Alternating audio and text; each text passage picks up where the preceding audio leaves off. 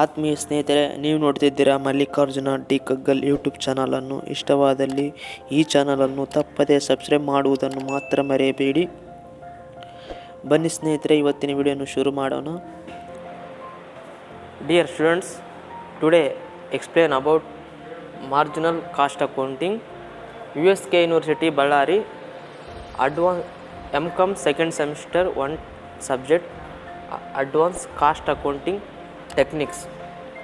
Dear students, marginal casting first chapter. Marginal casting ಬಂದುಬಿಟ್ಟು ಅದರಲ್ಲಿ casting ಅನ್ನೋದ್ರ ಬಗ್ಗೆ ನಾವು ತಿಳ್ಕೊಳ್ಳೋಣ. ನಿಮಗೆ ಎಕ್ಸಾಮ್ ಪಾಯಿಂಟ್ ಔಟು ಏನು ಕೇಳ್ತಾರೆ ಅದನ್ನು ಮಾತ್ರ ನಾನು ಹೇಳ್ಕೊಳ್ತಾ ಹೋಗ್ತೀನಿ.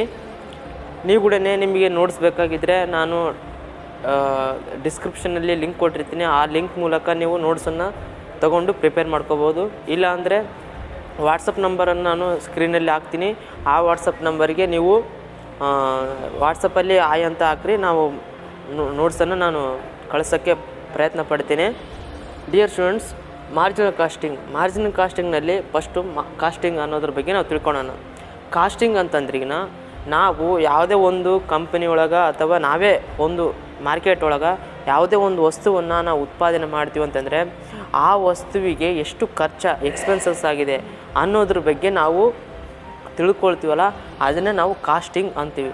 ಇವಾಗ ನಾವು 100 ನಾವು ಪ್ರಾಡಕ್ಟ್ ನಾವು ಉತ್ಪಾದನೆ ಮಾಡ್ತೀವಿ ಅಂತಂದರೆ 1 ಯೂನಿಟಿಗೆ ಎಷ್ಟು ರೂಪಾಯಿ ಆಯಿತು ಖರ್ಚು ಅನ್ನೋದ್ರ ಬಗ್ಗೆ ನಾವು ಕುರಿತನ್ನು ಚರ್ಚೆ ಮಾಡ್ತೀವಿ, ಇದು ಕ್ಯಾಲ್ಕುಲೇಷನ್ ಮಾಡ್ತೀವಲ್ಲ, ಅದೇ ಕಾಸ್ಟಿಂಗ್ ಅಂತೀವಿ. ಇವಾಗ ಕಾಸ್ಟಿಂಗ್ನಲ್ಲಿ ನಮಗೆ ತಿಳ್ಕೊಬೇಕಂತಂದರೆ ಅದರಲ್ಲಿ ಟೈಪ್ಸ್ ಇದ್ದಾವೆ. ಯಾವುವು ಅಂತಂದರೆ ವೇರಿಯಬಲ್ ಕಾಸ್ಟು, ಫಿಕ್ಸ್ಡ್ ಕಾಸ್ಟು ಅಂತ ಹೇಳ್ತೀವಿ.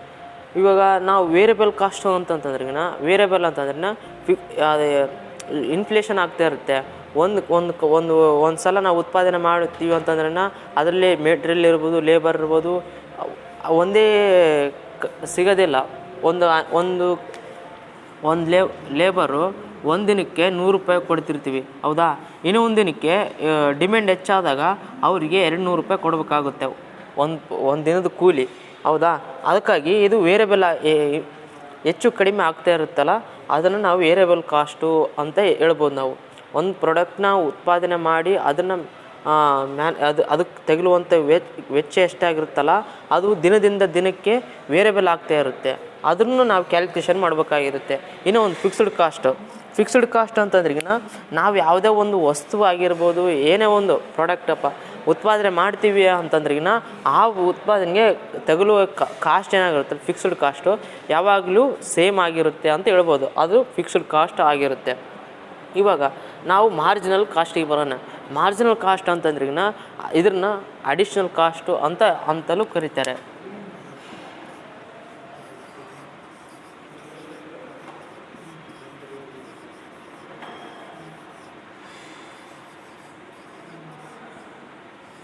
ಅಡಿಷ್ನಲ್ ಕಾಸ್ಟ್ ಅಂತಲೂ ಕರೀತಾರೆ. ಅಡಿಷ್ನಲ್ ಕಾಸ್ಟ್ ಅಂದ್ರೇನ ನಾವು ಇದೇ ರೀತಿಯಲ್ಲಿ ನಾವು ತಿಳ್ಕೊಂಡಿವಲ್ಲ, ಅದೇ ರೀತಿಯಲ್ಲಿ ಮಾರ್ಜಿನಲ್ ಕಾಸ್ಟ್ ಅನ್ನೋದ್ರ ಬಗ್ಗೆ ನಾವು ನೋಡೋಣ.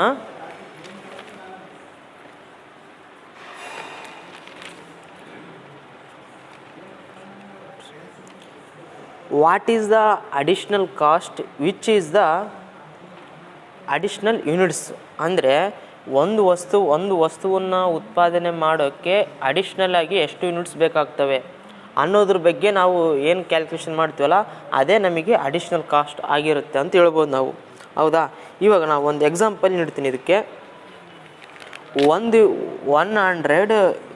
ಯೂನಿಟ್ಸನ್ನು ನಾವು ಪ್ರೊಡ್ಯೂಸ್ ಮಾಡ್ತೀವಿ ಅಂತಂದ್ರೆ ಇದಕ್ಕೆ ಎಷ್ಟು ರೂಪಾಯಿ ಆಗ್ಬೋದು ಅಂತಂದರೆ 1000 ರೂಪಾಯಿ ಆಗುತ್ತೆ ಅಂತ ಅಂದ್ಕೊಡ್ರಿ. 100 ಪ್ರಾಡಕ್ಟ್ನ ಉತ್ಪಾದನೆ ಮಾಡೋಕ್ಕೆ 1000 ಆದ್ರಿಗಿನ 101 ಯೂನಿಟ್ಗೆ ಪ್ರೊಡ್ಯೂಸ್ ಮಾಡಿದ್ರಿಗಿನ ಎಷ್ಟಾಗುತ್ತೆ ಅಂದರೆ 1001 ರೂಪಾಯಿ ಆಗುತ್ತೆ ಅಂತ ಹೇಳ್ಬೋದು.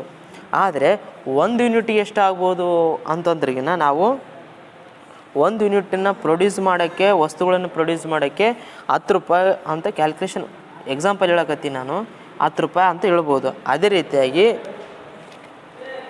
What is the additional cost ಅಂದರೆ ಮಾರ್ಜಿನಲ್ ಕಾಸ್ಟನ್ನು ಅಡಿಷ್ನಲ್ ಕಾಸ್ಟ್ ಅಂತಲೂ ಕರೀತಾರೆ ಅಂತ ಹೇಳಿದೆ ನಾನು. ಅದೇ ರೀತಿಯಾಗಿ ಇವಾಗ ಮಾರ್ಜಿನಲ್ ಕಾಸ್ಟನ್ನು ನಾವು ಮಾರ್ಜಿನಲ್ ಕಾಸ್ಟಿಂಗ್ ಅಂತ ಅನ್ನೋದ್ರ ಬಗ್ಗೆ ನೋಡಿದ್ವಲ್ಲ, ಇದರಲ್ಲಿ ಟೋಟಲ್ ಕಾಸ್ಟ್ ಕಂಡುಹಿಡಿಬೇಕಾಗಿರುತ್ತೆ. ಟೋಟಲ್ ಕಾಸ್ಟ್ ಹೌದಾ ಈಕ್ವಲ್ ಟು ಟೋಟಲ್ ಕಾಸ್ಟ್ ನಾವು ಕಂಡುಹಿಡಿಬೇಕಂತಂದ್ರೆ ಇನ್ನೇನು ಮಾಡ್ಬೇಕಂತಂದ್ರೆ variable cost plus fixed cost ಮಾಡಿದ್ರೆ ನಮಗೆ ಟೋಟಲ್ ಕಾಸ್ಟ್ ಬರುತ್ತೆ. ಹೌದಾ,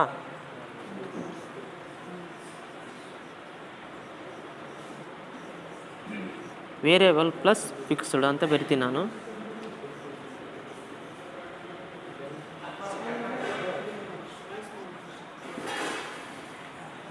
ವೇರಿಯಬಲ್ ಪ್ಲಸ್ ಫಿಕ್ಸ್ಡ್ ಕಾಸ್ಟ್. ನಮಗೆ ಟೋಟಲ್ ಕಾಸ್ಟ್ ಎಷ್ಟಿದೆ ನಮ್ಮ ಕಡೆ 1,100 ರೂಪಾಯಿ ಅಂದ್ಕೊಡ್ರಿ. ಇನ್ನು ವೇರಿಯಬಲ್ ಕಾಸ್ಟ್ ಎಷ್ಟು ಅಂದ್ಕೊಳ್ಳೋಣ ಅಂದರೆ ನಾವು 600 ರೂಪಾಯಿ ವೇರಿಯಬಲ್ ಕಾಸ್ಟು. ಇನ್ನು ರಿಮೈನಿಂಗ್ ಎಷ್ಟಿರುತ್ತಲ್ಲ ಪ್ಲಸ್ 400 ಅಂತ ತಿಳ್ಕೊಳ್ಳೋಣ. ಹೌದಾ, ಇದನ್ನು ಟೋಟಲ್ ಮಾಡಿದರೆ ನಮಗೆ ಈ ಟೋಟಲ್ ಕಾಸ್ಟ್ ಬರೋಕ್ಕೆ ಸಾಧ್ಯ. ಹೌದಾ, ಇವಾಗ 100 ಯೂನಿಟನ್ನು ಮ್ಯಾನುಫ್ಯಾಕ್ಚರ್ ಮಾಡಿದರೆ 1000 ರೂಪಾಯಿ ಆಗುತ್ತೆ ಅಂತ ತಿಳ್ಕೊಂಡಿವಲ್ಲ, ಅದನ್ನೇ ನಾವು ಟೋಟಲ್ ಕಾಸ್ಟ್ ಅಂತ ನಾವು ಕರಿತೀವಿ ಅಂತ ಹೇಳ್ಬೋದು. ಇವಾಗ ವೇರಿಯಬಲ್ ಕಾಸ್ಟಿಗೆ ನಾವು ಎಕ್ಸಾಂಪಲ್ ಯಾವುದು ನೀಡ್ಬೋದು ಅಂತಂದ್ರಕಿನ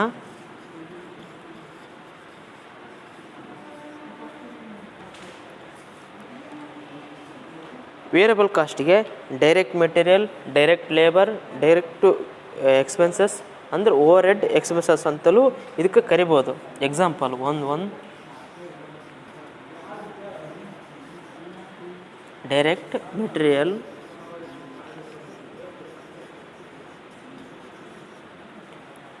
second one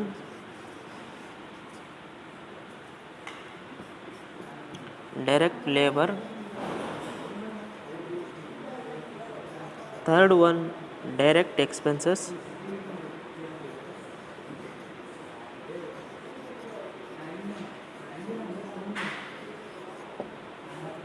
fourth one overhead expenses ಅಂತ ವೇರಿಯಬಲ್ ಓವರ್ಹೆಡ್ ಅಂತಲೂ ಕರಿತೀವಿ ನಾವು.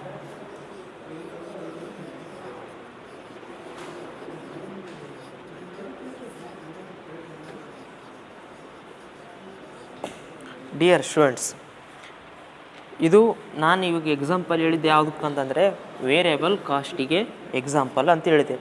ಇವಾಗ ವೇರಿಯಬಲ್ಗೆ ಎಕ್ಸಾಂಪಲ್ ಯಾವುವು ಅಂತಂದರೆ ಡೈರೆಕ್ಟ್ ಮೆಟೀರಿಯಲ್, ಡೈರೆಕ್ಟ್ ಲೇಬರ್, ಆಮೇಲೆ direct expenses, variable over head, ಇವಿಷ್ಟು ವೇರಿಯಬಲ್ ಕಾಸ್ಟಿಗೆ ಎಕ್ಸಾಂಪಲ್. ಹೌದಾ, ಇವಾಗ ಫಿಕ್ಸ್ಡ್ ಕಾಸ್ಟಿಗೆ ಬರೋಣ. ಫಿಕ್ಸ್ಡ್ ಕಾಸ್ಟ್ನಲ್ಲಿ ನಾವು ಯಾವ ಎಕ್ಸಾಂಪಲು ಅನ್ನೋದ್ರ ಬಗ್ಗೆ ನೋಡೋಣ. ಇವಾಗ fixed cost is a which is a cost remaining same which produce more units or which produce reduce units ಅಂತಂದ್ರೆ ನಾವು ಹೆಚ್ಚಿನ ಪ್ರಾಡಕ್ಟ್ ಒಂದು ಕಂಪ್ನಿ ಒಳಗೆ 1,000 ಯೂನಿಟನ್ನು ಪ್ರೊಡ್ಯೂಸ್ ಮಾಡಲಿ, 2,000 ಯೂನಿಟನ್ನು ಪ್ರೊಡ್ಯೂಸ್ ಮಾಡಲಿ, ಆದರೆ ರಿಮೈನಿಂಗ್ ಸೇಮ್ ಇರುತ್ತೆ. ಏನು ಫಿಕ್ಸ್ಡ್ ಕಾಸ್ಟ್. ಎಷ್ಟೇ ಉತ್ಪಾದನೆ ಮಾಡಲಿ, ಎಷ್ಟೇ ಕಡಿಮೆಯನ್ನು ಉತ್ಪಾದನೆ ಮಾಡಲಿ, ಆದರೆ ಫಿಕ್ಸ್ಡ್ ಕಾಸ್ಟ್ ಅನ್ನೋಂಥದ್ದು ಸೇಮ್ ಆಗಿರುತ್ತೆ ಅಂತ ತಿಳ್ಕೊಳ್ಬೋದು. ಹೌದಾ, ಇದಕ್ಕೆ ಎಕ್ಸಾಂಪಲ್ ಯಾವುದು ಅನ್ನೋದ್ರ ಬಗ್ಗೆ ನೋಡೋಣ.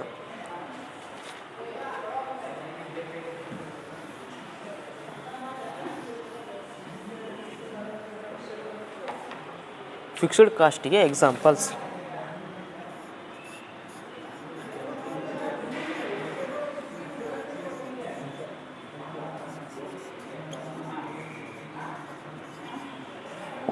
ಇಲ್ಲಿ administrative overhead,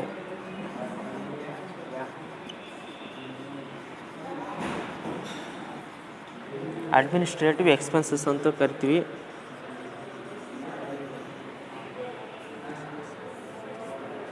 administrative expenses fixed ಕಾಸ್ಟಿಗೆ ಎಕ್ಸಾಂಪಲ್ಲು. ಆಮೇಲೆ ಸ್ಯಾಲ್ರಿ, ಬೋನಸ್ಸು,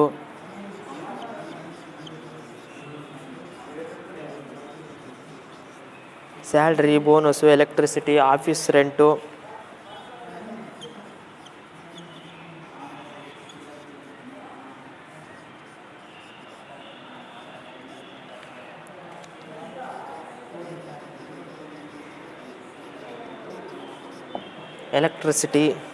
ಅಂತಲೂ ನಾವು ಫಿಕ್ಸ್ಡ್ ಕಾಸ್ಟಿಗೆ ನಾವು ಇವಿಷ್ಟು ಎಕ್ಸಾಂಪಲ್ ಇದಕ್ಕೆ ಫಿಕ್ಸ್ಡ್ ಕಾಸ್ಟಿಗೆ. ಹೌದಾ ಸ್ನೇಹಿತರೆ, ಈಗ ನಾವು ಇಷ್ಟೆಲ್ಲ ತಿಳ್ಕೊಂಡ್ರಾ ವೇರಿಯಬಲ್ ಕಾಸ್ಟು ಫಿಕ್ಸ್ಡ್ ಕಾಸ್ಟ್ ತಿಳ್ಕೊಂಡ್ವಿ. ಅದನ್ನು ನಾವು ಪ್ಲಸ್ ಮಾಡಿದ್ರೆ ಟೋಟಲ್ ಕಾಸ್ಟ್ ಬರುತ್ತೆ ಅಂತ ಹೇಳಿದ್ವಿ, ಹೌದಾ? ಅದೇ ಥರನೇ ಈಗ ಇಷ್ಟೆಲ್ಲ ತಿಳ್ಕೊಂಡ್ರೆ ಅಲ್ವಾ, ಈಗ ನಾವು ಒಂದು ಇನ್ಸ್ಟಿಟ್ಯೂಷನ್ ನಡೆಸ್ತಿದ್ದೀವಿ ಅಂತಂದ್ರೆ ಅದಕ್ಕೆ ಬಾಡಿಗೆ ಕಟ್ಟಬೇಕು, ಇಲ್ಲ ಫಿಕ್ಸ್ಡ್ ಕಾಸ್ಟಿಗೆ ನಾನು ಎಕ್ಸಾಂಪಲ್ ನೀಡಕತ್ತೀನಿ, ಹೌದಾ? ನಾನು ಈಗ ಇನ್ಸ್ಟಿಟ್ಯೂಷನ್ನ ನಡೆಸ್ತಿದ್ದೀನಿ ಅಂತಂದ್ರೆ ಅದಕ್ಕೆ ರೆಂಟ್ ಕಟ್ಟಬೇಕು, ಅದು ಫಿಕ್ಸ್ ಆಗಿರುತ್ತೆ, ಹೌದಾ? ನಮಗೆ ಎಕ್ಸಾಂಪಲ್ ನೀಡ್ಬೋದು ಅಂತಂದ್ರೆ ನಾನು ಇನ್ಸ್ಟಿಟ್ಯೂಷನ್ನ ನಡೆಸ್ತಿದ್ದೀನಿ, ಯಾರೋ ವಿದ್ಯಾರ್ಥಿಗಳು ಬಂದಿಲ್ಲ ಅಂದರೂ ಕೂಡ ರೆಂಟ್ ಕಟ್ಟಬೇಕು, ಬಂದಾರ ಅಂದರೂ ಕೂಡ ಅಷ್ಟೇ ರೆಂಟ್ ಕಟ್ಟಬೇಕಾಗಿರುತ್ತೆ. ಅದು ಏನಾಗಿರುತ್ತೆ ಅಂದರೆ ಫಿಕ್ಸ್ ಆಗಿರುತ್ತೆ, ಅದು ಫಿಕ್ಸ್ಡ್ ಕಾಸ್ಟ್ ಅಂತ ಹೇಳ್ಬೋದು ನಾವು. ಈ ಫಿಕ್ಸ್ಡ್ ಕಾಸ್ಟಿಗೆ ಎಕ್ಸಾಂಪಲ್ ಟ್ಯೂಷನ್ ಈಗ ಹೇಳ್ದಲ್ಲ, ಅದೇ ರೀತಿ ಕೋಚಿಂಗ್ ಸೆಂಟ್ರು ಹೊಸದಾಗಿ ಪ್ರಾರಂಭ ಮಾಡಿದ್ವಿ, ರೆಂಟ್ ತೊಗೊಂಡ್ವಿ. ಆ ರೆಂಟು ಆ ವಿದ್ಯಾರ್ಥಿಗಳು ಬಂದರಂದರೂ ಕಟ್ಟಬೇಕು, ಬಂದಿಲ್ಲ ಅಂದರೂ ಕಟ್ಟಬೇಕಾಗಿರುತ್ತೆ. ಅದು ಫಿಕ್ಸ್ಡ್ ಕಾಸ್ಟಿಗೆ ನಾನು ಹೇಳ್ಬೋದು ಅಂತ ಹೇಳೋದು, ಹೌದಾ ಸ್ನೇಹಿತರೆ? ಇನ್ನೂ ಒಂದು ಹೇಳ್ಬೋದು ಅಂತಂದರೆ, ಒಂದು ಕಂಪ್ನಿ ಒಳಗೆ ಒಂದು ಪ್ರಾಡಕ್ಟ್ನ ಉತ್ಪಾದನೆ ಮಾಡಿದ್ದೀವಿ, ಆ ಪ್ರಾಡಕ್ಟು ಸಕ್ಸಸ್ ಆದರೂ ಆ ಕಾಸ್ಟ್ ತಗಲುವಂಥ ವೆಚ್ಚ ಅಷ್ಟೇ ಆಗಿರುತ್ತೆ, ಹೌದಾ? ಇವಾಗ ಒಂದು ಪ್ರಾಡಕ್ಟು ಉತ್ಪಾದನೆ ಮಾಡಿದ್ದೀವಿ, ಅದು ಲಾಸ್ ಆಗಿರುತ್ತೆ. ಆ ಲಾಸು ಮ್ಯಾನೇಜರ್ ಹೋಗಿ ಲೇಬರ್ಸ್ಗೆ ಈ ಸಲ ಲಾಸ್ ಆಗಿದೆ, ಕಡಿಮೆ ತಗೋರಿ ಅಂತಂದರೆ ಅಲ್ಲಿ ಲೇಬರ್ಸ್ ತಗೊಳ್ಳಲ್ಲ, ಅವ್ರಿಗೆ ಕೊಡಬೇಕಾಗಿರುತ್ತಂಥ ಸ್ಯಾಲ್ರಿ ಕೊಡಬೇಕಾಗಿರುತ್ತೆ. ಅದು ಫಿಕ್ಸ್ಡ್ ಕಾಸ್ಟಿಗೆ ಎಕ್ಸಾಂಪಲ್ ನೀಡ್ಬೋದು, ಹೌದಾ ಡಿಯರ್ ಸ್ಟೂಡೆಂಟ್ಸ್? ಈಗ ನಾನು ಇವಾಗ ಒಂದು ಪ್ರಾಬ್ಲಮ್ನ ಮಾಡ್ಕೊತ ಬರ್ತೀನಿ ಸ್ನೇಹಿತರೆ. ಈಗ ಮಾರ್ಜಿನಲ್ ಕಾಸ್ಟನ್ನು ನೋಡಿದ್ವಲ್ಲ, ಕಾಸ್ಟ್ ಅಂತಂದ್ವಲ್ಲ, ಕಾಸ್ಟ್ ಬಗ್ಗೆ ಇನ್ನೊಂದು ಎಕ್ಸಾಂಪಲ್ ನೀಡ್ಬಿಡ್ತೀನಿ ನಿಮಗೆ ಸಿಂಪಲಾಗಿ. ಕಾಸ್ಟ್ ಅಂತಂದರೆ ಇವಾಗ ನಾನು ಒಂದು ವಸ್ತುವನ್ನು ಉತ್ಪಾದನೆ ಮಾಡಿದ್ದೀನಿ ಅಂತ ತಿಳ್ಕೊಳ್ರಿ, ಅದಕ್ಕೆ ತೆಗಲಿರುವಂಥ ವೆಚ್ಚ ಎಲ್ಲ ಸೇರಿ 10 ರೂಪಾಯಿ ಅಂದ್ಕೊಳ್ರಿ.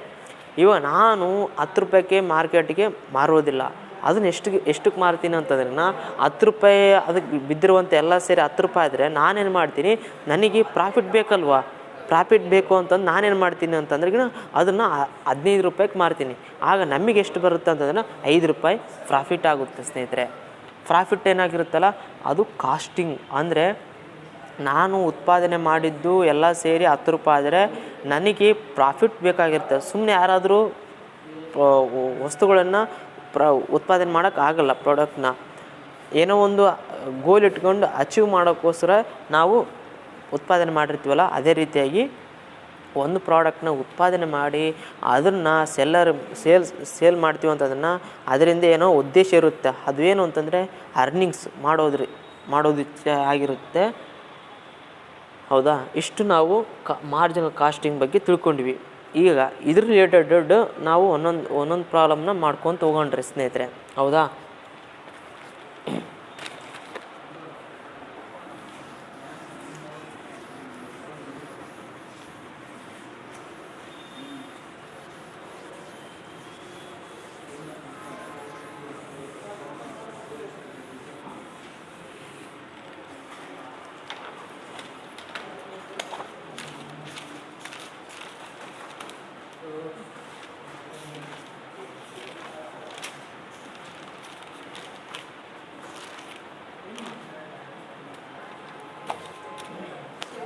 ಡಿಯರ್ ಸ್ಟೂಡೆಂಟ್, ಈಗ ಕಾಂಟ್ರಿಬ್ಯೂಷನ್, ಇದರಲ್ಲಿ ಬರುವಂಥ ಕಾಂಟ್ರಿಬ್ಯೂಷನ್ ನೋಡೋಣ.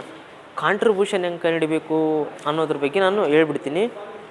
ನೀವು ಪ್ರಾಬ್ಲಮ್ನ ಈಸಿಯಾಗಿ ಸೊಲ್ಯೂಷನ್ ಮಾಡ್ಬೋದು ಅಂತ ಹೇಳ್ಬೋದು ಸ್ನೇಹಿತರೆ. ಟೋಟಲ್ ಸೇಲ್ಸ್ ರೆವಿನ್ಯೂ ಒಳಗೆ ಟೋಟಲ್ ವೇರಿಯಬಲ್ ಕಾಸ್ಟನ್ನು ಮೈನಸ್ ಮಾಡಿದರೆ ಕಾಂಟ್ರಿಬ್ಯೂಷನ್ ಬರುತ್ತೆ. ಈಗ ನಾನು ಫಾರ್ಮುಲಾ ಬರಿತೀನಿ ಕಾಂಟ್ರಿಬ್ಯೂಷನ್ದು.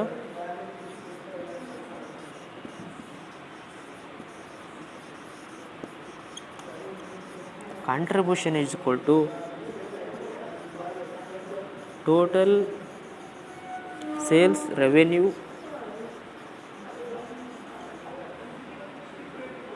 minus total variable cost. ಇದು ಕಾಂಟ್ರಿಬ್ಯೂಷನ್ನ ಫಾರ್ಮುಲಾ ಆಗಿರುತ್ತೆ. ಏನು ಅಂತಂದ್ರೆ total sales revenue minus total variable cost ಅಂತ ಹೇಳ್ಬೋದು. ಇವಾಗ ಇದ್ರ ರಿಲೇಟೆಡ್ ನಾವು ಒಂದು ಪ್ರಾಬ್ಲಮ್ನ ಸೊಲ್ಯೂಷನ್ ಮಾಡೋಣ. ಹೌದಾ, ಕಾಂಟ್ರಿಬ್ಯೂಷನ್ ಬಗ್ಗೆ ನೋಡೋಣ. ಈಗ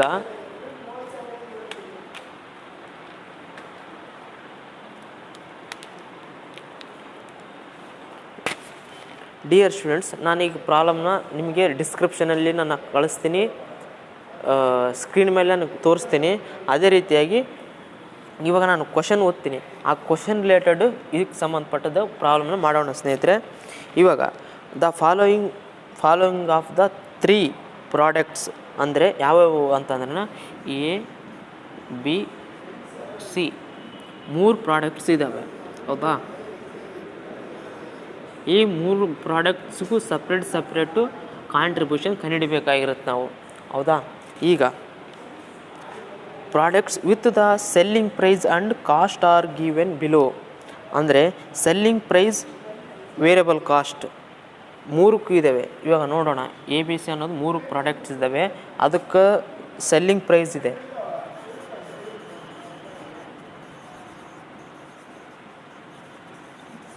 ಪರ್ ಯೂನಿಟ್ಸು ಸೆಲ್ಲಿಂಗ್ ಪ್ರೈಸ್ ಇದು. ಆಮೇಲೆ ವೇರಿಯಬಲ್ ಕಾಸ್ಟ್ ಇದೆ.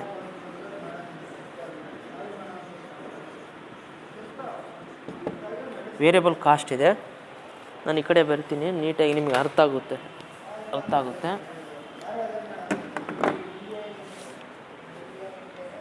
ಇವಾಗ ಎ ಬಿ ಸಿ ಅನ್ನೋದು ಇವಾಗ 100 ರೂಪೀಸು ಯಾವುದಿದೆ, ಸೆಲ್ಲಿಂಗ್ ಪ್ರೈಸು 100 ರೂಪೀಸ್ ಇದೆ ಎ ಪ್ರಾಡಕ್ಟದು. ಆಮೇಲೆ ಇದಕ್ಕೂ 100 ರೂಪೀಸ್ ಇದೆ, ಇದಕ್ಕೆ 200 ಇದೆ. ಹೌದಾ, ಈಗ 50, 70, 100 ರೂಪೀಸು ಯಾವುದು ವೇರಿಯಬಲ್ ಕಾಸ್ಟ್ ಇದೆ. ಇವಾಗ ಕಾಂಟ್ರಿಬ್ಯೂಷನ್ ಕಂಡುಹಿಡಿಬೇಕು ಅಂತ ಹೇಳಿದೆ ನಾನು. ಇವಾಗ ಎ ಪ್ರಾಡಕ್ಟ್ದು ಸೆಲ್ಲಿಂಗ್ ಪ್ರೈಸ್ ಇದೆ, ಎ ಪ್ರಾಡಕ್ಟ್ದು ವೇರಿಯಬಲ್ ಕಾಸ್ಟ್ ಇದೆ, ಬಿ ಪ್ರಾಡಕ್ಟ್ದು ಮತ್ತು ಸಿ ಪ್ರಾಡಕ್ಟ್ದು ಇದೆ. ಇವಾಗ ನಾವು ಕಾಂಟ್ರಿಬ್ಯೂಷನ್ ಕಂಡುಹಿಡಿಬೇಕಾಗಿರುತ್ತಲ್ವಾ. ಕಾಂಟ್ರಿಬ್ಯೂಷನ್ ಈಸ್ ಈಕ್ವಲ್ ಟು, ಇಲ್ಲೇ ಮಾಡಿಬಿಡ್ತೀನಿ, ಎ ಕಂಪ್ನಿದು ಎ ಪ್ರಾಡಕ್ಟ್ದು ಇದು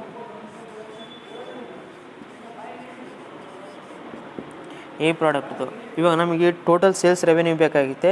ಸೇಲ್ಸ್ ರೆವೆನ್ಯೂ 100 ಇದೆ, ಮೈನಸ್ ಟೋಟಲ್ ವೇರಿಯಬಲ್ ಕಾಸ್ಟ್ 50 ಇದೆ, ಈಸ್ ಈಕ್ವಲ್ ಟು 50 ರೂಪೀಸ್ ಏನಾಗಿರುತ್ತಲ್ಲ, ಇದು ಕಾಂಟ್ರಿಬ್ಯೂಷನ್ ಅಂತಲೂ ಕರಿತೀವಿ. ಇವಾಗ ಬಿ ಪ್ರಾಡಕ್ಟ್ದು ನಾವು ನೋಡೋಣ. ಡಿಯರ್ ಸ್ಟೂಡೆಂಟ್ಸ್, ಈಸಿಯಾಗಿ ನಿಮಗೆ ಅರ್ಥ ಆಗೋ ರೀತಿಯಲ್ಲಿ ಹೇಳಕತ್ತೀನಿ ನಾನು. ಈಗ ಎ ಬಿ ಸಿ ಅನ್ನೋದು 3 ಪ್ರಾಡಕ್ಟ್ಸ್ ಇದ್ದಾವೆ. ಅದರಲ್ಲಿ sales revenue, total sales revenue plus variable cost ಮಾಡಿದರೆ ನಮಗೆ ಕಾಂಟ್ರಿಬ್ಯೂಷನ್ ಬರುತ್ತೆ. ಹೌದಾ, ಇವಾಗ ನಾನು ಕಾಂಟ್ರಿಬ್ಯೂಷನ್ ಬರ್ಬೇಕಂದ್ರೆ total sales revenue, total variable cost ಬೇಕಾಗಿರುತ್ತಲ್ಲ. ಎ ಪ್ರಾಡಕ್ಟ್ದು ಸೇಲ್ಸ್ ರೆವೆನ್ಯೂ ಇದೆ ಮತ್ತು ಎ ಪ್ರಾಡಕ್ಟ್ದು ವೇರಿಯಬಲ್ ಕಾಸ್ಟು ಇದೆ. ಇವಾಗ ಇದರಲ್ಲಿ ಇದು ಮೈನಸ್ ಮಾಡಿದ್ರೆ ನಮಗೆ ಇಲ್ಲಿ ಮಾಡಿದ್ದೀನಲ್ವ, total sales revenue, total variable cost minus ಮಾಡಿದ್ರೆ ನಮಗೆ 50 ಕಾಂಟ್ರಿಬ್ಯೂಷನ್ ಬಂತು. ಹೌದಾ, ಅದೇ ರೀತಿ ಬಿ ಪ್ರಾಡಕ್ಟ್ದು ಮಾಡೋಣ. 100 ರೂಪೀಸು ಸೇಲ್ಸ್ ರೆವೆನ್ಯೂ ಇದೆ. ಹೌದಾ, ಆಮೇಲೆ 70 ರೂಪೀಸು ಇದೆ, ಏನು ವೇರಿಯಬಲ್ ಕಾಸ್ಟು. ಇದರಲ್ಲಿ ಮೈನಸ್ ಮಾಡಿದ್ರೆ 30 ರೂಪೀಸ್ ಬಂತು. ಇದೇನು ಕಾಂಟ್ರಿಬ್ಯೂಷನ್ ಅಂತ ಹೇಳಿದ್ವಿ. ಹೌದಾ, ಅದೇ ರೀತಿಯಾಗಿ ಸಿ ಪ್ರಾಡಕ್ಟ್ದು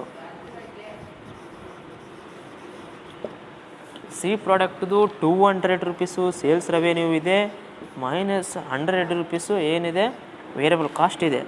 ಇವಾಗ ಇದರಲ್ಲಿ ಇದು ಮೈನಸ್ ಮಾಡಿದ್ರೆ 100 ರೂಪೀಸ್ ಏನಿದು ಕಾಂಟ್ರಿಬ್ಯೂಷನ್ ಅಂತ ಹೇಳ್ಬೋದು.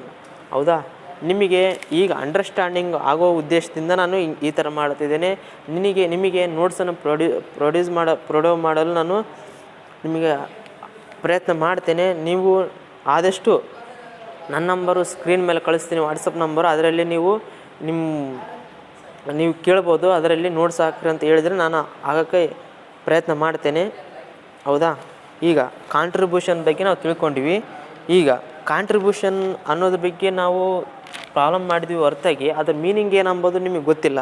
ಅದು ಏನಂತಂದರೆ contribution means that difference between, ಯಾವುದಕ್ಕೂ ಡಿಫ್ರೆನ್ಸ್ ಇರುತ್ತೆ ಇದು ಅಂತಂದ್ರೆ total sales revenue divided minus total variable ಕಾಸ್ಟಿಗಿರುವಂಥದ್ದು ಡಿಫ್ರೆನ್ಸನ್ನೇ ನಾವು ಕಾಂಟ್ರಿಬ್ಯೂಷನ್ ಅಂತ ಕರಿತೀವಿ. ಹೌದಾ, ಇದು ಮೀನಿಂಗ್ ಆಗಿರುತ್ತೆ.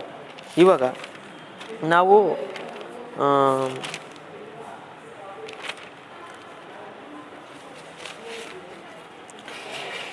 ಕಾಂಟ್ರಿಬ್ಯೂಷನ್ ಬಗ್ಗೆ ತಿಳ್ಕೊಂಡ್ವಿ. ಈಗ ಏನು ಮಾಡೋಣ ಅಂತಂದರೆ ಪ್ರಾಫಿಟ್ ವ್ಯಾಲ್ಯೂ ರೇಷಿಯೋ ಬಗ್ಗೆ ನಾವು ತಿಳ್ಕೊಳ್ಳೋಣ ಸ್ನೇಹಿತರೆ. Profit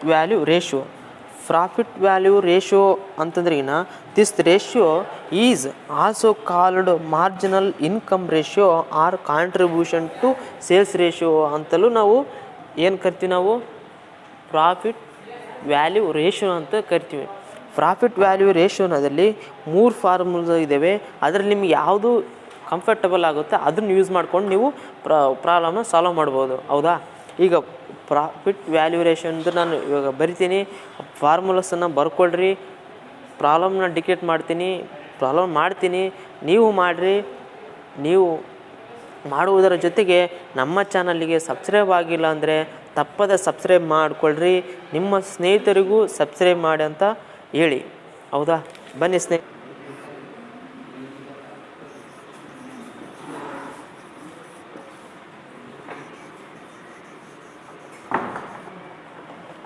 profit value ratio.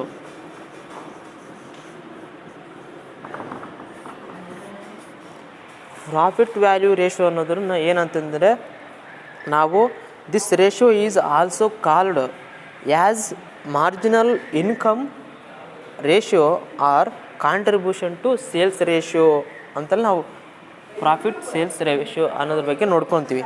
ಹೌದಾ, ಈಗ ಪ್ರಾಫಿಟ್ ವ್ಯಾಲ್ಯೂ ರೇಷಿಯೋದಲ್ಲಿ 3 ಪ್ರಾಬ್ಲಮ್ಸ್ ಇದ್ದಾವೆ. ಅದರಲ್ಲಿ ಯಾವುದು ಬೇಕಾದ್ರೆ ನಿಮಗೆ ಈಸಿಯಾಗಿ ಆಗುತ್ತೆ, ಅದನ್ನು ನೀವು ಫಾರ್ಮುಲಾ ಯೂಸ್ ಮಾಡ್ಕೋಬೋದು. ಬನ್ನಿ, ಈಗ ಪ್ರಾಫಿಟ್ ವ್ಯಾಲ್ಯೂ ರೇಷಿಯೋ, ಇದನ್ನು ಪಿ ವಿ ರೇಷಿಯೋ ಅಂತಲೂ ಕರಿತೇವೆ. Is equal to total contribution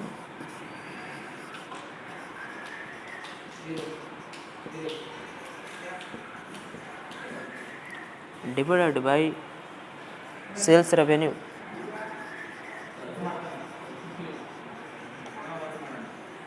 into 100.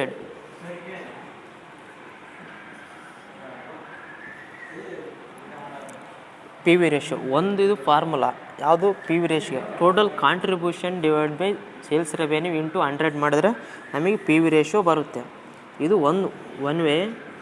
R ಆಮೇಲೆ ಪಿ ವಿ ರೇಷಿಯೋ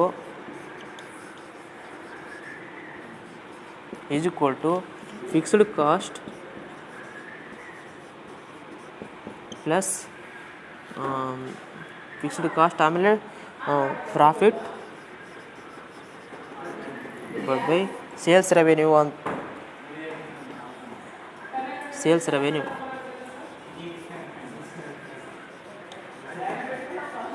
ಇಂಟು 100. ಈ formula second formula.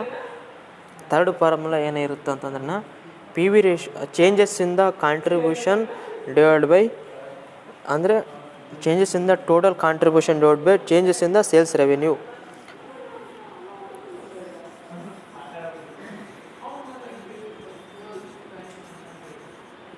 changes in the total contribution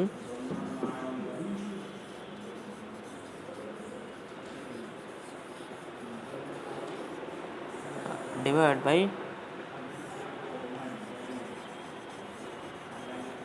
changes in the sales revenue.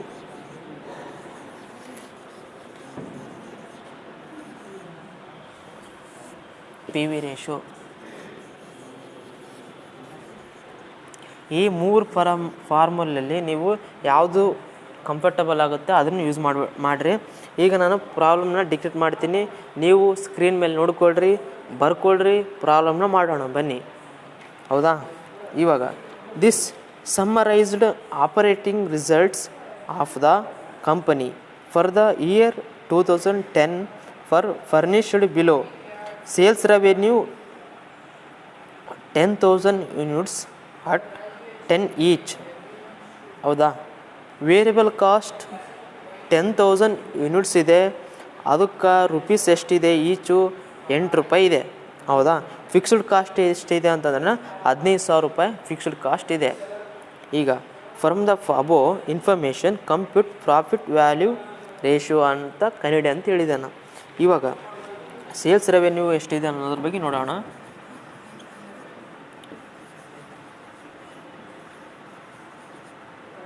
Sales revenue, variable cost,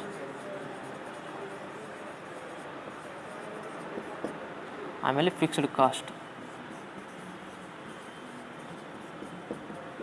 fixed cost 15,000 ರೂಪಾಯಿ ಇದೆ. ಹೌದಾ. Variable cost 10,000 units ಇದೆ. ಅದಕ್ಕೆ ಎಷ್ಟು ಅಂತ ಹೇಳಿದ್ದಾನೆ, 8 ರೂಪಾಯಿ ಈಚ್ ಅಂತ ಹೇಳಿದ್ದಾನೆ. ಹೌದಾ. ಇದಕ್ಕೆ ಎಷ್ಟಿದೆ ಅಂತಂದರೆ 10,000 ಯೂನಿಟ್ಸು.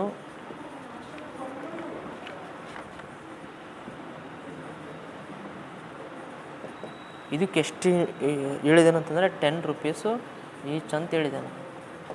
ಹೌದಾ. ಇವಾಗ ಇದನ್ನು ಯೂಸ್ ಮಾಡಿಕೊಂಡು ನಾವು ಪಿ ವಿ ರೇಷನ್ನ ಕಂಡುಹಿಡಬೇಕಾಗಿರುತ್ತೆ. ಹೌದಾ.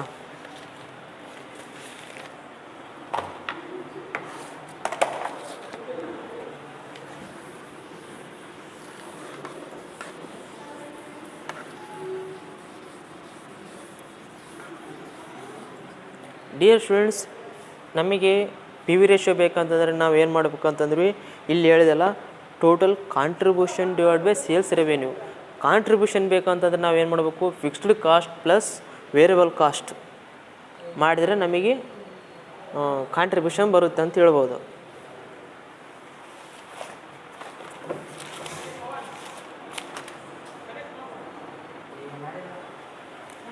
ಕಾಂಟ್ರಿಬ್ಯೂಷನ್ ಬೇಕಂತಂದರೆ ಏನು ಮಾಡಬೇಕು ಅಂದರೆ total sales revenue minus variable cost. Sales revenue ಇದೆ, ವೇರಿಯಬಲ್ ಕಾಸ್ಟ್ ಇದೆ, ಮೈನಸ್ ಮಾಡಿದ್ರೆ ಏನು ಬರುತ್ತೆ, ನಮಗೆ ಕಾಂಟ್ರಿಬ್ಯೂಷನ್ ಬರುತ್ತೆ. ಕಾಂಟ್ರಿಬ್ಯೂಷನ್ನಲ್ಲಿ ಮತ್ತೆ ನಾವು ಏನು ಮಾಡಬೇಕು, ಕಾಂಟ್ರಿಬ್ಯೂಷನ್ನಲ್ಲಿ ಲೆಸ್ ಫಿಕ್ಸ್ಡ್ ಕಾಸ್ಟ್ ಮಾಡಿದ್ರೆ ನಮಗೆ ಪ್ರಾಫಿಟ್ ಬರುತ್ತೆ. ಹೌದಾ. ಇವಾಗ ನಾನು ನಿಮಗೆ ಇದನ್ನು ಯೂಸ್ ಮಾಡ್ಕೊಂಡು ನಾವು ಒಂದು ಫಾರ್ಮೆಟ್ ಮಾಡೋಣ. Statement sowing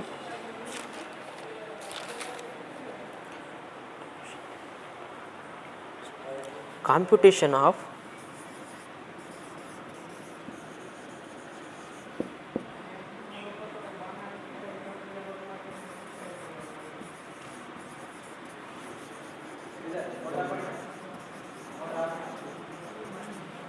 contribution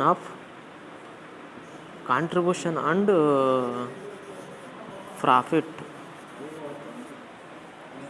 dear students, column ಹಾಕ್ಕೊಡ್ರಿ. ಒಂದು ಪರ್ಟಿಕ್ಯುಲರ್ ಕಾಲಮ್, ಒಂದು ಅಮೌಂಟ್ ಕಾಲಮ್. ಹೌದಾ. ಈಗ ಇಲ್ಲಿ ಪರ್ಟಿಕ್ಯುಲರ್ ಅಂತ ಬರಲಿ, ಅಮೌಂಟ್ ಕಾಲಮ್. ಈಗ ಸೇಲ್ಸ್ ರೆವೆನ್ಯೂ,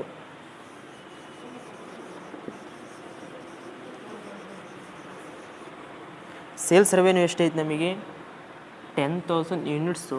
10 ಈಚ್ ಅಂದೆ. 10,000 ಇಂಟು 10 ಮಾಡಿದರೆ 1,00,000 ರೂಪಾಯಿ ಆಗುತ್ತೆ. ಇಲ್ಲಿ ಮಾಡ್ಕೊಳ್ರಿ. 10,000 ಇಂಟು 10 ಎಷ್ಟಾಗುತ್ತೆ ಅಮೌಂಟು, 1,00,000 ರೂಪೀಸ್ ಆಗುತ್ತೆ. ಹೌದಾ. ಅದೇ ರೀತಿಯಾಗಿ ಲೆಸ್ ವೇರಿಯಬಲ್ ಕಾಸ್ಟ್,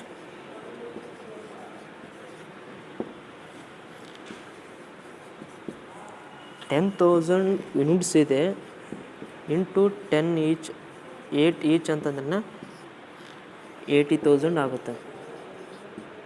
ಮೈನಸ್ ಮಾಡಿದ್ರೆ ಇದರಲ್ಲಿ ಇದು ಮೈನಸ್ ಮಾಡಿದ್ರೆ 20,000 ಆಗುತ್ತೆ. ಈ 20,000 ಏನಾಗಿರುತ್ತಲ್ಲ, ಇದು ಕಾಂಟ್ರಿಬ್ಯೂಷನ್ ಅಂತ ನಾವು ಕರಿಬೋದು. ಹೌದಾ. ಕಾಂಟ್ರಿಬ್ಯೂಷನ್ ಎಷ್ಟು ಬಂತು, 20,000 ಬಂತು. ಈಗ ಲೆಸ್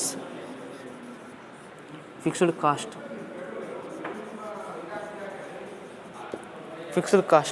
ಫಿಕ್ಸ್ಡ್ ಕಾಸ್ಟ್ ಎಷ್ಟಿದೆ ನಮ್ಮ ಕಡೆ, 15,000 ಇದೆ. ಇದರಲ್ಲಿ 15,000ನ ಮೈನಸ್ ಮಾಡಬೇಕು. ಈಗ ನಮಗೆ ಬಂದಿರತಕ್ಕಂಥದ್ದು ಎಷ್ಟಾಗಿರುತ್ತೆ, 5,000 ಏನು ಔಟ್ರ್ ಕಾಲಮ್ನಲ್ಲಿ ಹಾಕ್ಕೊಡ್ರಿ. ಈ 5,000 ಏನಾಗಿರುತ್ತಲ್ಲ, ಇದು ಪ್ರಾಫಿಟ್ಟು. ಹೌದಾ. ಪ್ರಾಫಿಟ್ ಎಷ್ಟು ಬಂತು, 5,000 ರೂಪಾಯಿ ಪ್ರಾಫಿಟ್ ಬಂತು. ಇವಾಗ ಡಿಯರ್ ಸ್ಟೂಡೆಂಟ್ಸ್, ನಮಗೆ ಇಷ್ಟು ಬಂತಂದೆಲ್ಲ 5000 ಬಂತು. ಇವಾಗ ನಾವೇನು ಮಾಡಬೇಕು ಅಂತಂದ್ರೆ fixed cost plus profit divide by sales revenue ಮಾಡಿದರೆ ಇದು ಪಿ ವಿ ರೇಷಿಯೋ ಬರುತ್ತೆ. ಹೌದಾ? ಇವಾಗ ಪಿ ವಿ ರೇಷಿಯೋದ ಸೂತ್ರ ಏನು? Fixed cost plus profit divide by ಈ ಸೇಲ್ಸ್ ರೆವೆನ್ಯೂ ಮಾಡಿದ್ರೆ ಬರುತ್ತೆ ಆನ್ಸರ್. ಇವಾಗ ಕಾಂಟ್ರಿಬ್ಯೂಷನ್ ಅಲ್ಲ, ಫಿಕ್ಸ್ಡ್ ಕಾಸ್ಟ್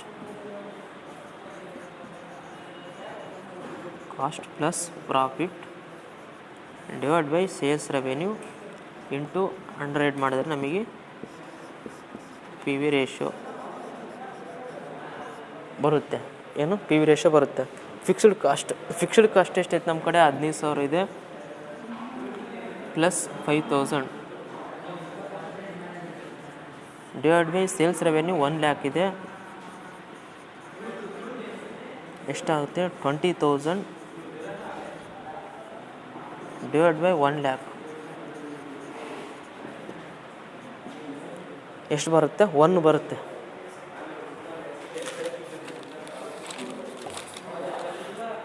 ನಮಗೆ ಇಂಟು ಮಾಡ್ಬೇಕು. ಇಲ್ಲಿ ಇಂಟು ಎಷ್ಟು ಬರುತ್ತೆ ಅಂತಂದರೆ ಇಲ್ಲಿ 2 ಬರುತ್ತೆ. ಇಲ್ಲಿ 100 ಮಾಡಬೇಕು. ಇವಾಗ ಎಷ್ಟು ಬರುತ್ತೆ ಅಂದರೆ 20 ಬರುತ್ತೆ. ಈ 20 ಏನು ಬಂದಿರುತ್ತಲ್ಲ ಇದೇ ಏನಾಗಿರುತ್ತೆ? ಪಿ ವಿ ರೇಷಿಯೋ ಅಂತ ನಾವು ಕರಿಬೋದು. ಇದೇ ಆನ್ಸರ್ ಸ್ನೇಹಿತರೆ. ಇವಾಗ ನೋಡಿದ್ದೀವಲ್ಲ ನಾವು ಪಿ ವಿ ರೇಷಿಯೋ ಬಗ್ಗೆ ನಾವು ನೋಡಿದ್ದೀವಲ್ಲ, ಅದೇ ಪಿ ವಿ ರೇಷಿಯೋ. ಏನು? ಪಿ ವಿ ರೇಷಿಯೋ ಅಂತಲೂ ನಾವು ಕರಿಬೋದು. ಹೌದಾ? ಇಷ್ಟು ನಾವು ತಿಳ್ಕೊಂಡ್ವಿ. ಇವತ್ತು ನಾವೇನು ತಿಳ್ಕೊಂಡ್ವಿ ಅಂತಂದ್ರೆ ಇಂಟ್ರೊಡಕ್ಷನ್ ಆಫ್ ಮಾರ್ಜಿನಲ್ ಕಾಸ್ಟ್ ಅದ್ರ ಬಗ್ಗೆ ತಿಳ್ಕೊಂಡ್ವಿ. ಅದರಲ್ಲಿ ಕಾಸ್ಟಿಂಗ್ ಬಗ್ಗೆ ತಿಳ್ಕೊಂಡ್ವಿ. ತದನಂತರ ಮಾರ್ಜಿನಲ್ ಬಗ್ಗೆ ತಿಳ್ಕೊಂಡ್ವಿ. ಇದನ್ನು ಸೇರಿದರೆ ಮಾರ್ಜಿನಲ್ ಕಾಸ್ಟ್ ಆಗುತ್ತೆ. ಇದರಲ್ಲಿ ಅಡಿಷ್ನಲ್ ಕಾಸ್ಟ್ ಅಂತ ಕರಿತೀವಿ, ಇದನ್ನು ಮಾರ್ಜಿನಲ್ನ. ಹೌದಾ? ಇದನ್ನು ಟೆಕ್ನಿಕಲ್ ಫಿಕ್ಚರ್ಸ್ ಅಂತಲೂ ಕರೀತಾರೆ ಮಾರ್ಜಿನಲ್ ಬಗ್ಗೆ. ಹೌದಾ? ಇದರಲ್ಲಿ ನಾವು ಇಷ್ಟು ನೋಡಿದ್ವಲ್ಲ, ಇದರಲ್ಲಿ ಏನು ಬಂತು ಅಂದರೆ ಬಗ್ಗೆ ನಾವು ಟೋಟಲ್ ಕಾಸ್ಟ್ ಕಂಡುಹಿಡಿಬೇಕಂತ ಹೇಳಿದೆ. ಟೋಟಲ್ ಕಾಸ್ಟ್ ಕಂಡುಹಿಡಿಬೇಕಂತದನ್ನು ನಾವೇನು ಮಾಡಬೇಕು? Fixed cost plus variable cost ಮಾಡಿದ್ರೆ ಟೋಟಲ್ ಕಾಸ್ಟ್ ಬರುತ್ತೆ ಅಂತ ನೋಡ್ಕೊಂಡು ಫಸ್ಟ್ ಸ್ಟಾರ್ಟಿಂಗು. ತದನಂತರ ಏನು ಮಾಡಿದ್ವಿ ಅಂತಂದರೆ ನಾವು ಕಾಂಟ್ರಿಬ್ಯೂಷನ್ ಬಗ್ಗೆ ನೋಡಿದ್ವಿ.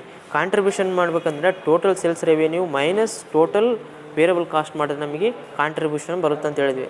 ತದನಂತರ ಆಮೇಲೆ ಇವಾಗ ಎಷ್ಟು ನೋಡಿ? ಪಿ ವಿ ರೇಷಿಯೋ ನೋಡಿದ್ವಿ.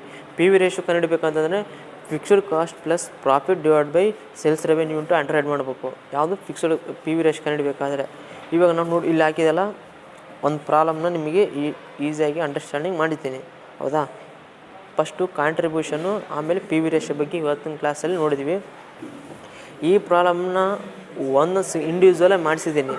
ತದನಂತರ ಪ್ರಾಬ್ಲಮ್ ಎಲ್ಲ ಕೊಟ್ಟು ಒಂದು ಪ್ರಾಬ್ಲಮ್ ಮಾಡಂತಂದಾಗ ಎಲ್ಲ ಪ್ರಾಬ್ಲಮ್ನ ಯೂಸ್ ಮಾಡಿಕೊಂಡು ನಾವು ಪ್ರಾಬ್ಲಮ್ ಮಾಡಬೇಕಾಗಿರುತ್ತೆ. ಹೆಂಗೆ ಅಂತಂದರೆ ಫಿಕ್ಸ್ಡ್ ಕಾಸ್ಟ್ ಆಮೇಲೆ variable cost, contribution, total cost ಎಲ್ಲವೂ ಮರ್ಜ್ ಮಾಡಿ ನಾವು ಒಂದು ಪ್ರಾಬ್ಲಮ್ ಕೊಡೋದೇ ಮಾಡಬೇಕಾಗಿರುತ್ತೆ. ಅದಕ್ಕೋಸ್ಕರಾಗಿ ಈಸಿಯಾಗಿ ಫಾರ್ಮುಲ್ಸನ್ನು ಬರ್ಕೊಡ್ರಿ. ಈಸಿಯಾಗಿ ಕ್ಲಾಸ್ ಅಂಡರ್ಸ್ಟ್ಯಾಂಡಿಂಗ್ ಆಯ್ತು ಅಂದ್ಕೊಳ್ತೀನಿ. ತದನಂತರ ಮುಂದಿನ ಕ್ಲಾಸ್ನಲ್ಲಿ ನಾನು ಎಲ್ಲ ವೇರಿಯಬಲ್ಸ್ ಕೊಟ್ಟಿರ್ತಾನಲ್ಲ ಅದ್ರ ಬಗ್ಗೆ ನಾನು ಕ್ಲಾಸನ್ನು ಮಾಡೋಕ್ಕೆ ನಿಮಗೆ ಟ್ರೈ ಮಾಡ್ತೀನಿ. ನಿಮಗೇನಾದರೂ ಡೌಟ್ ಇದ್ದರೆ ಕಮೆಂಟ್ಸ್ ಬಾಕ್ಸ್ನಲ್ಲಿ ಕಮೆಂಟ್ ಮಾಡಿ. ನನ್ನ ನಂಬರ್ ಸ್ಕ್ರೀನ್ ಮೇಲೆ ಹಾಕಿರ್ತೀನಿ. ಡೌಟ್ ಇದ್ದರೆ ತಪ್ಪದೆ ಕಾಲ್ ಮಾಡಿ. ಈವ್ನಿಂಗ್ ಟೈಮಲ್ಲಿ ಮಾತ್ರ ಮಾಡಿರಿ. ಹೌದಾ? ನಾವು ನಿಮ್ಮಂಗೆ ಕ್ಲಾಸಲ್ಲಿರ್ತೀವಿ. ಹೌದಾ? ಈವ್ನಿಂಗ್ ಟೈಮಲ್ಲಿ ಮಾಡಿ ಡೆಫಿನೆಟ್ಲಿ ಎತ್ತೀನಿ. ಏನಾದರೂ ನನಗೆ ಗೊತ್ತಿದ್ದಷ್ಟು ನಿಮಗೆ ಹೇಳೋಕ್ಕೆ ಪ್ರಯತ್ನ ಪಡ್ತೀನಿ ಅಂತ ಹೇಳ್ಬೋದು. ಹೌದಾ? ಇಷ್ಟು ಹೇಳ್ತೀನಿ. ಮತ್ತೊಮ್ಮೆ ಹೇಳ್ತೀನಿ, ಮಗದೊಮ್ಮೆ ಹೇಳ್ತೀನಿ, ನಮ್ಮ ಚಾನಲ್ಗೆ ಸಬ್ಸ್ಕ್ರೈಬ್ ಆಗಿಲ್ಲ ಅಂದರೆ ತಪ್ಪದೆ ಸಬ್ಸ್ಕ್ರೈಬ್ ಮಾಡಿರಿ. ಹಾಗೂ ನಿಮ್ಮ ಸ್ನೇಹಿತರಿಗೂ ಸಬ್ಸ್ಕ್ರೈಬ್ ಮಾಡಿಸಿ ಅಂತ ಹೇಳ್ತೀನಿ. ಇಷ್ಟು ಹೇಳ್ತಾ ಮುಂದಿನ ಕ್ಲಾಸ್ನಲ್ಲಿ ಸಿಗೋಣ ಅಂತ ಹೇಳ್ತೀನಿ ಸ್ನೇಹಿತರೆ. ಧನ್ಯವಾದಗಳು.